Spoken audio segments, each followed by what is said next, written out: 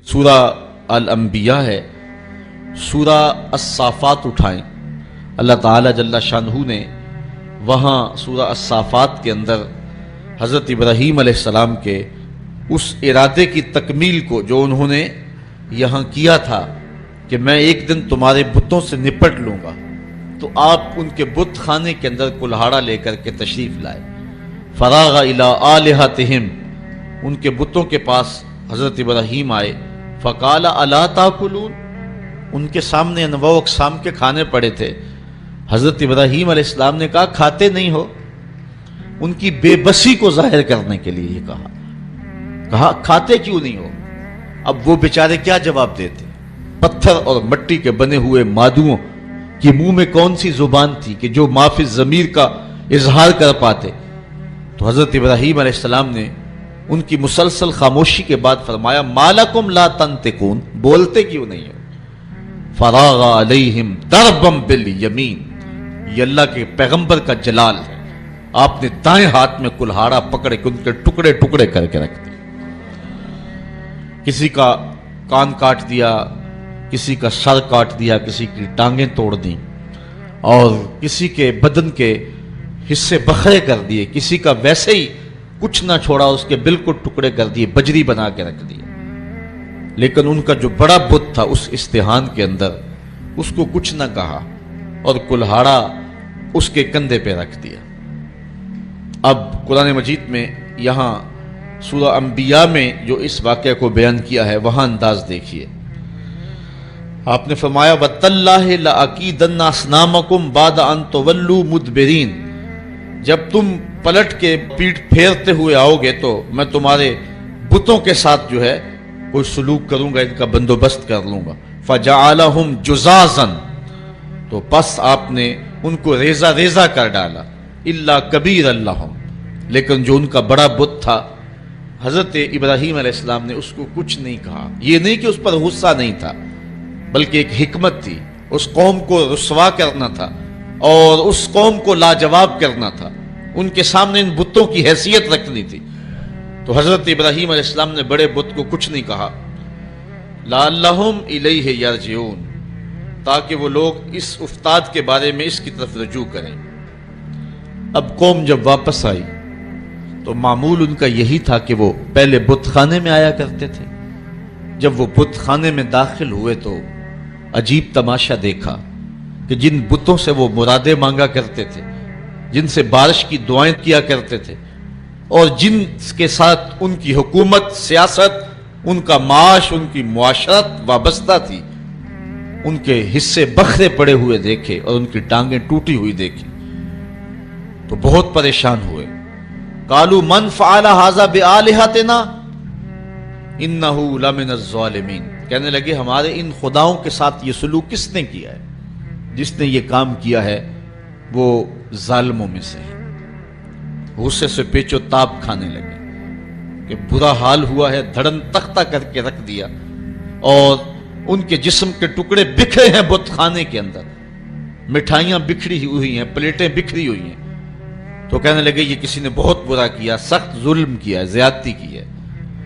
قالوا سمعنا فتى يذكرهم يقال له ابراہیم، کہنے لگے چند آدمیوں نے ان لوگوں میں سے کہا ایک نوجوان کو سنا ہے جو ان بتوں کا ذکر برائی سے کرتا ہے، اس کا نام ابراہیم ہے۔ ورنہ اس بھرے ماحول میں ان بتوں کے ساتھ یہ سلوک بھلا کون کر سکتا ہے؟ ان بتوں کی ہیبت سے سارے خائف ہیں۔ ایک بندہ ہے اس پورے معاشرے کے اندر جو جرأت کے ساتھ ان بتوں کے خلاف بولتا ہے، اس کو ابراہیم کہتے ہیں، یہ سب کچھ اسی کا کیا دھرا ہوگا۔ قالوا فاتوا به علی اعین الناس لعلهم یشهدون، کہنے لگے پھر پکڑ کر لاؤ اسے سب لوگوں کے سامنے، لوگوں کے روبرو وہ اس کے متعلق کوئی شہادت دیں۔ جن لوگوں نے اس شخص کو، ابراہیم کو، ان بتوں کی برائی بولتے ہوئے دیکھا ہے وہ کہیں کہ واقعی یہ بتوں کا مخالف ہے، اور یہ الزام ہم اس پہ لگائیں کہ اس نے یہ کیا ہوا ہوگا اور پھر اس کو سزا دیں۔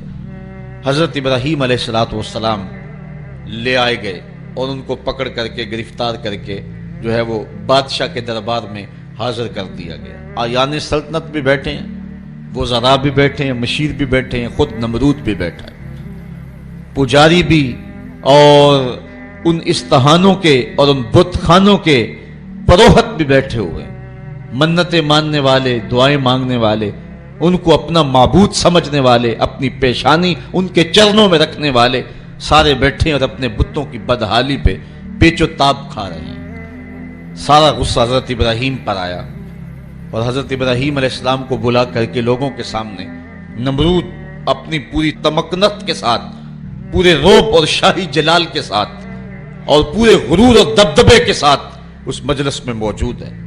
ہزاروں کا یہ اجتماع ہے، اللہ کی توحید کا ایک واحد پرستار حضرت ابراہیم اس ماحول میں ان کو پکڑ کے لایا جاتا ہے۔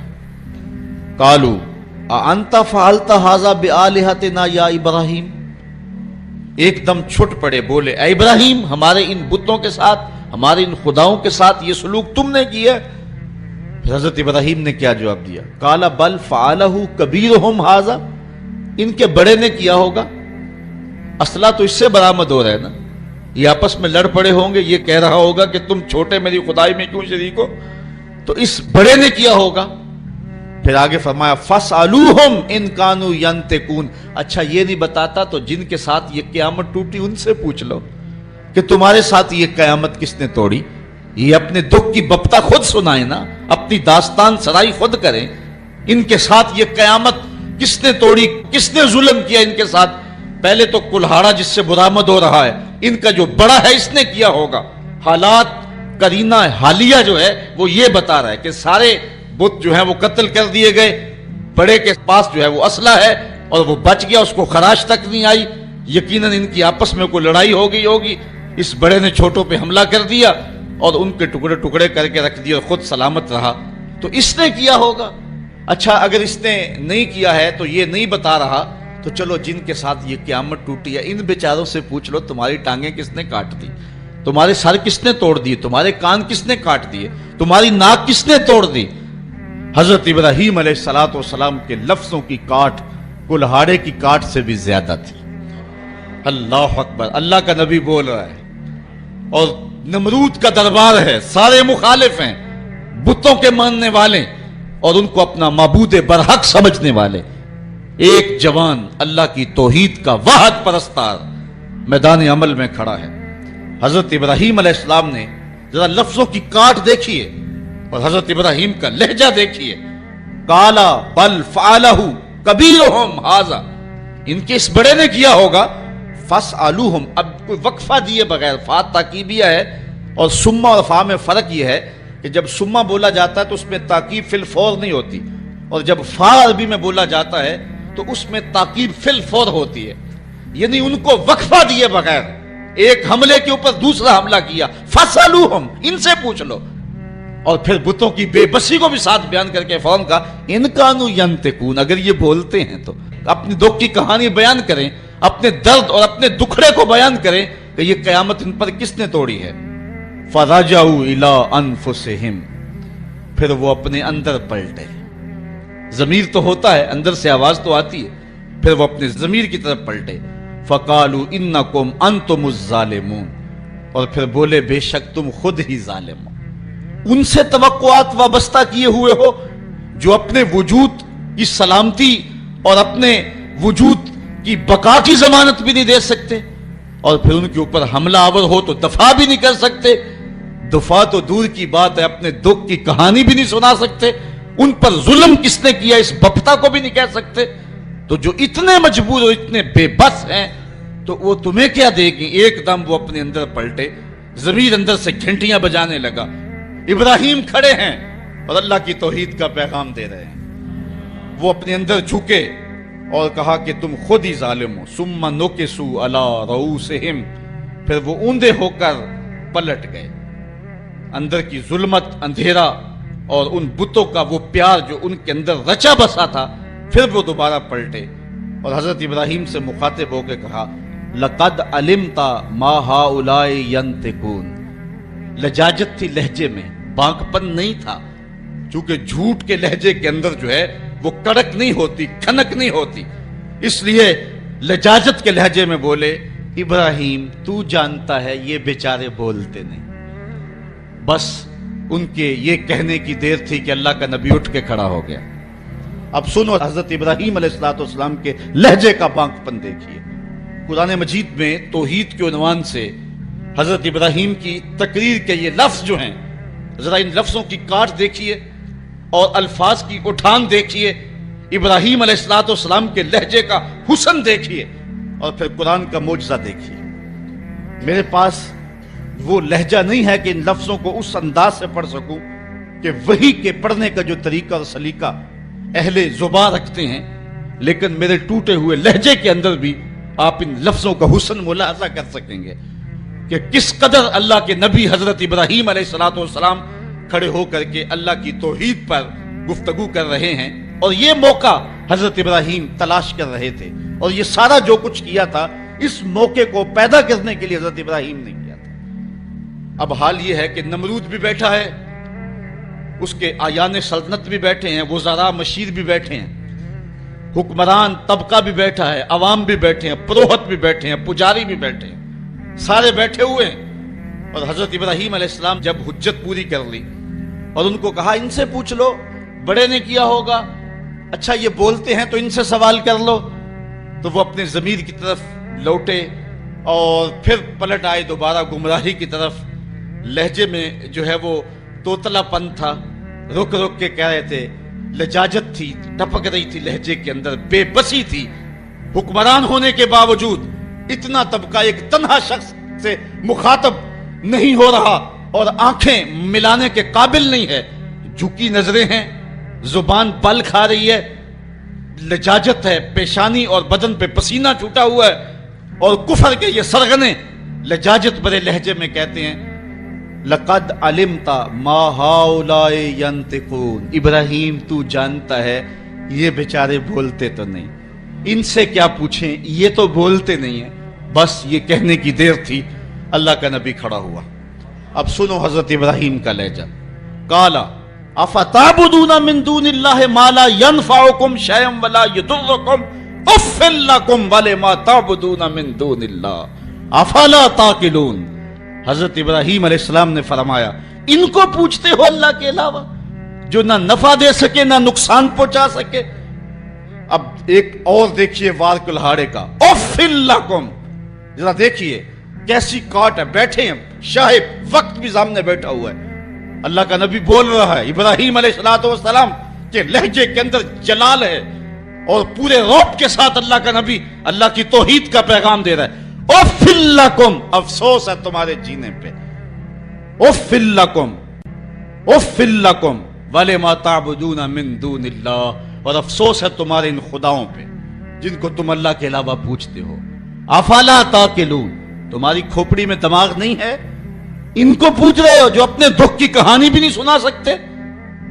اب جب دلیل سے بات نہ ہو سکے اور جب کسی کے لفظوں کی کاٹ نہ کی جا سکے تو جو طاقتور لوگ ہوتے ہیں ان کا لہجہ دوسرا ہوتا ہے. جلا دو، ٹکڑے کر دو، مار دو، بوٹیاں نوچ لو. انہوں نے کہا قالو حرقوہ وانصروا آلہتکم ان کنتم فاعلین. آپس میں بولے اس کی زبان تو روکی نہیں جا سکتی، اس کے لہجے کا جواب تو دیا نہیں جا سکتا، اپنے بتوں کا دفاع تو ہو نہیں سکتا. ہمارے اس معاشرے میں یہ ایک شخص کھڑا ہو گیا اور ہمارے بتوں کے خلاف بول رہا ہے، اب اس کا جواب تو تم دے نہیں سکتے، اس طرح کرو کہ اس کو جلا کے راکھ کر دو. آج جو ٹیری جونز نے امریکہ کے اندر کتاب رحمت کے ایک نسخے کو جلانے کا اعلان کیا ہے، یہ اپنی شکست کا اعلان کیا ہے. قرآن کی صداقت کے آگے بول نہیں سکا ہے. قرآن کا یہ نعرہ، اگر اس کتاب رحمت میں تمہیں شک ہے تو اس کی مثل ایک صورت ہی لا کے دکھاؤ. یہ قرآن کا چیلنج آج بھی موجود ہے. بیروت میں، شام میں، فلسطین میں، مصر میں اور اسرائیل کے اندر کتنے یہودی ہیں جو بائی برتھ عربی ہیں. کمایا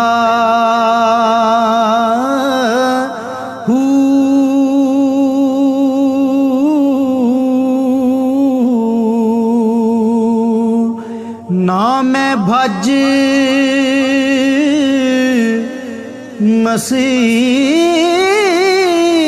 مسیتی وڑیا तस्बा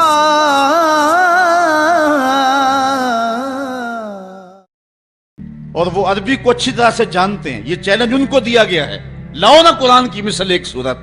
لیکن جب دلیل کی زبان بند ہو جائے اور انسان دلیل سے بات نہ کر سکے تو پھر اوچھے ہاتھ کنڈوں پہ اتر آتا ہے, پھر گالی اور گولی اس کا لہجہ ہوتا ہے, پھر وہ کہتا ہے جلا دو, ٹکڑے کر دو. تو حضرت ابراہیم علیہ السلام کے لیے انہوں نے صاحب نے مل کر کے یہ فتویٰ دیا, قالوا حرقوہ وانصروا آلہتکم, اس کو جلا دو اور اپنے معبودوں کو بچا لو. ان کنتم فاعلین, اگر تم کچھ کر سکتے ہو تو یہی راستہ تمہارے پاس رہ گیا ہے.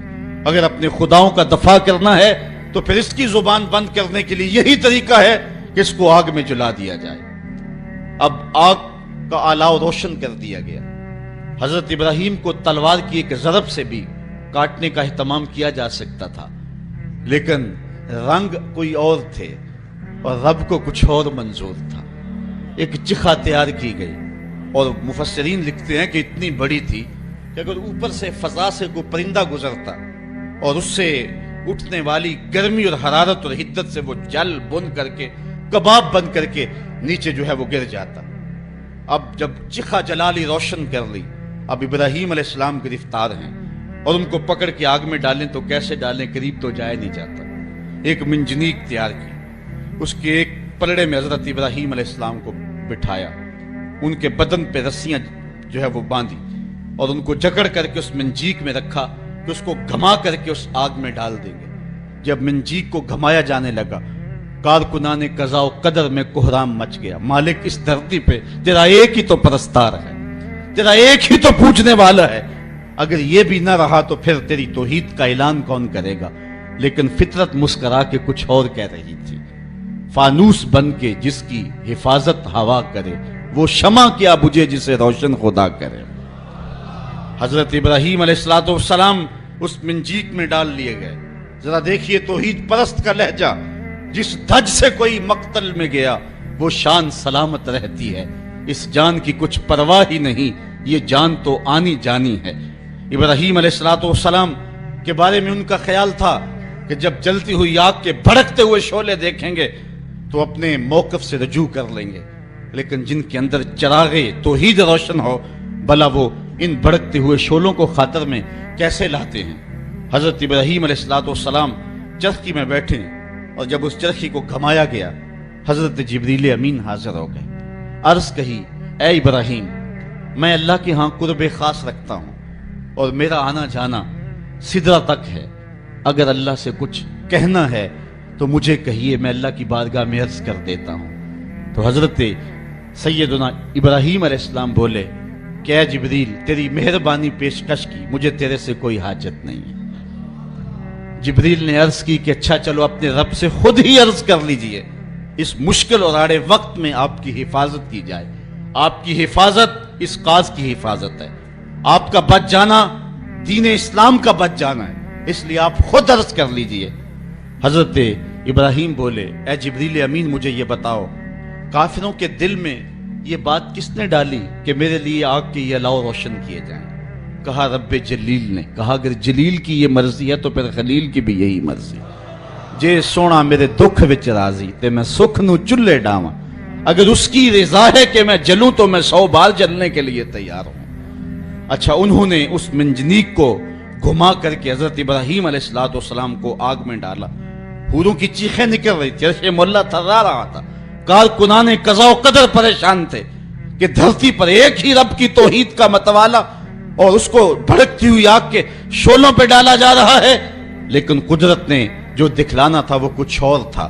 جب حضرت ابراہیم کو گھما کر کے آگ میں ڈال دیا گیا, ادھر حضرت ابراہیم آگ میں پہنچے, ادھر آگ کو رب کا سندیسہ پہنچا. قلنا یا نارو کونی بردم و سلامن علی ابراہیم. ہم نے آگ سے کہا, اے آگ ٹھنڈی ہو جا, اتنی ٹھنڈی بھی نہ کہ میرے خلیل کو سردی لگ جائے, ٹھنڈی بھی سلامتی کی ہونا, میرے ابراہیم پہ ٹھنڈی ہو جا. حضرت ابراہیم علیہ السلام اس آگ میں آ گئے. باہر تو بڑکتے ہوئے شعلے تھے, اندر جنت کی ہوائیں چل رہی تھی. ایک دن نہیں, 2 دن نہیں, 40 دن تک اللہ کا خلیل اس آگ میں رہا ہے. 40 دن تک حضرت خلیل اللہ اس آگ کے اندر رہے. اندر گلزار بنا ہوا تھا، جنت کا ماحول تھا، فردوس کی جو ہے وہ بہاریں تھیں، اور باہر آگ جل رہی تھی. باہر کوئی جاتا تو وہ دور سے بھاگ آتا. اب ان کا تو خیال تھا کہ راکھ بھی نہیں بچی ہوگی، لیکن آگ کے جب شعلے سرد ہوئے اور جب کوئلے بجھے تو حضرت ابراہیم کوئلوں پہ چلتے ہوئے یوں آ رہے ہیں جس طرح کوئی نازنین پھولوں پہ چلتا ہوا آتا.